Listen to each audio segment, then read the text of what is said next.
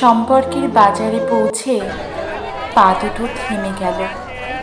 সম্পর্ক বিক্রি হচ্ছিল ওখানে খোলা বাজারে। আমি কাঁপতে কাঁপতে জিজ্ঞেস করলাম, কি দামে বেচছো ভাই এই সম্পর্কগুলো? দোকানদার জিজ্ঞেস করলো, কোন সম্পর্কটা বানাতে চান আপনি? ছেলের না বাবার, বোনের না ভাইয়ের?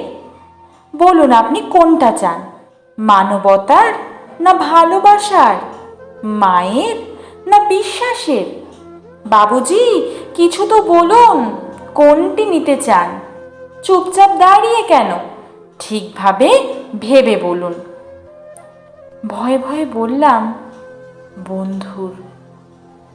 দোকানদার ভিজে চোখে বলল, দুনিয়াটা এই সম্পর্কই তো টিকে আছে। তবে মাফ করবেন বাবুজি, এই সম্পর্কটা বিক্রির জন্য নয়, এর কোনো দাম দিতে পারবেন না।